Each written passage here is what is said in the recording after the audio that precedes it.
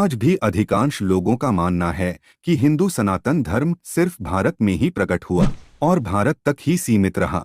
लेकिन दुनिया में ईसाईयत और इस्लामियत धर्म को जन्मे अभी 1500 से 2000 वर्ष हुए हैं। तो उससे पहले दुनिया के लोग किस धर्म का पालन कर रहे थे? यूरोपियन इतिहासकारों का कहना है कि ईसाईयत से पूर्व दुनिया में और यूरोप में कोई धर्म था ही नहीं और सनातन वैदिक हिंदू धर्म भारत से बाहर कहीं फैला ही नहीं था। लेकिन लगातार मिल रहे पुरातात्विक और वैज्ञानिक सबूतों ने लोगों को अपनी सोच बदलने के लिए मजबूर कर दिया है। और इस प्रस्तुति को देखने के बाद ऐसे लोगों का मुंह अपने आप बंद होने वाला है।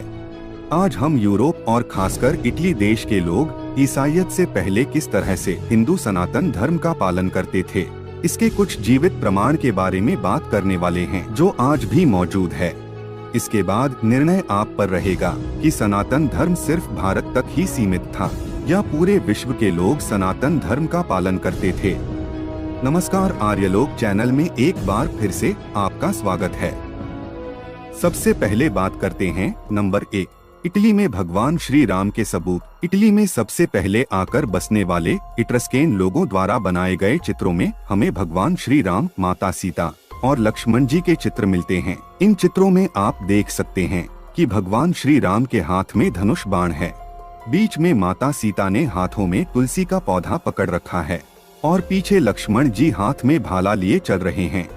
और इस दूसरे चित्र में लंका विजय के बाद माता सीता को भगवान श्री राम अपने हाथों में उठाकर ले जा रहे हैं। इस चित्र में भगवान राम को पंखों के साथ और पंखों वाले जूतों के साथ दिखाया गया है, जो यह दर्शाता है कि श्री राम वापस अयोध्या आकाश मार्ग से उड़ते हुए गए थे, जिसे रामायण के पुष्पक विमान के साथ हम जोड़ सकते हैं।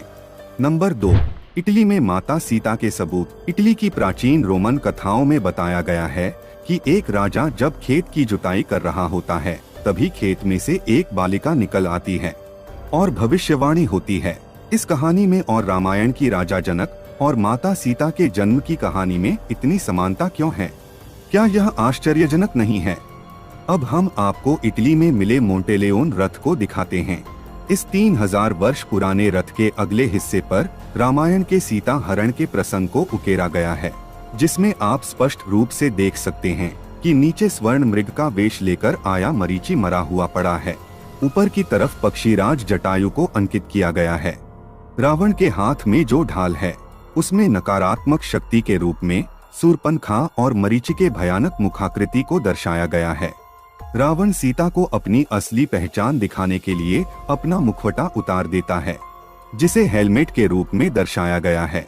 यहाँ जो चित्तीदार हिरण दर्शाया गया है, उसे चीतल कहा जाता है और वह सिर्फ भारत में ही पाया जाता है। इसमें कोई संदेह नहीं होना चाहिए कि यह पैनल एक भारतीय हिंदू कथा का वर्णन कर रहा है।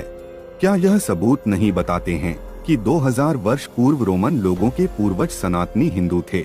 नंबर 3, इटली में भगवान श्री कृष्ण के सबूत। भगवान श्री कृष्ण को प्राचीन रोमन लोग हरक्यूलिस के नाम से जानते हैं। अब यह रोमन लोग श्री कृष्ण को हरक्यूलिस क्यों कहते हैं? जिस तरह से हमारे यहाँ कृष्ण नाम का अपभ्रंश होकर कान्हा, कन्हैया, कांजी, कानूडो, किशन बन गया है, वैसे ही इटली में कृष्ण का किशंस, क्रिस्तनस, क्रिस्ट बन गया और हरे कृष्ण का हमारे यहाँ हरि किशन बना, तो इटली में हरि किशन का हरक्यूशन और हरक्यूलिस बना। अब हम आपको हरक्यूलिस की कुछ मूर्तियाँ दिखाते हैं, जिससे आप समझ जाएंगे कि यह कौन है।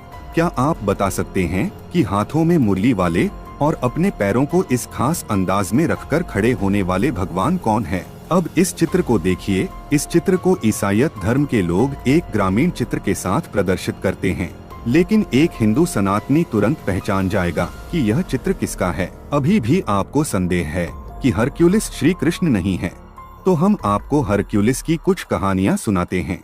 हरक्यूलिस एक ऐसे जल दैत्य को मारता है जो अपनी सांसों से पानी को जहरीला बना रहा था।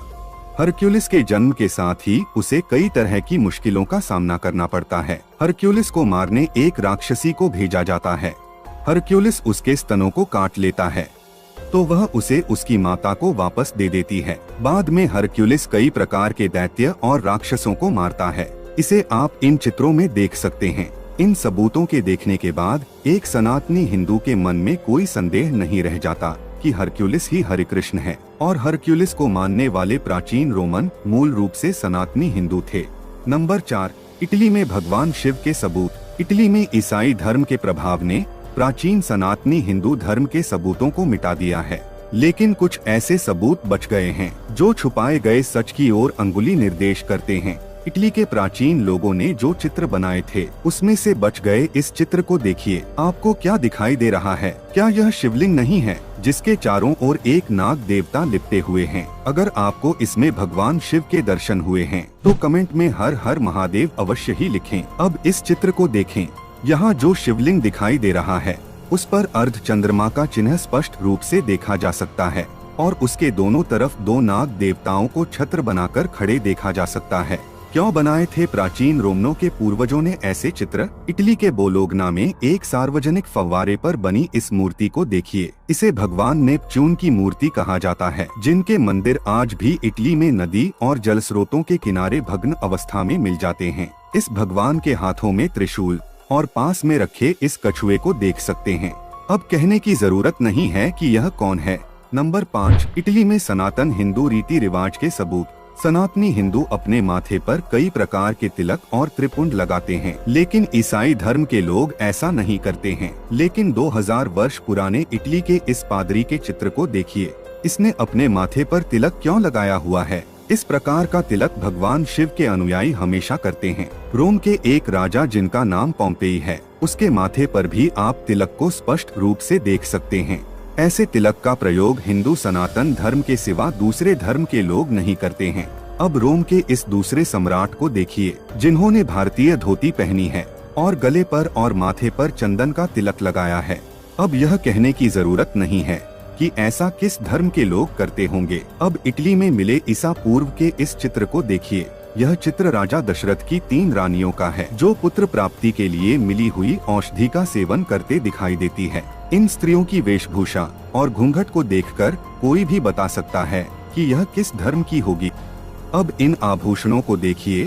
यह इटली की उन प्राचीन स्त्रियों के गहने हैं जो विवाह के समय यज्ञ के चारों ओर फेरे लेती थी, और इन गहनों को देखकर कोई भी कह सकता है कि यह भारतीय स्त्रियों के गहने हैं।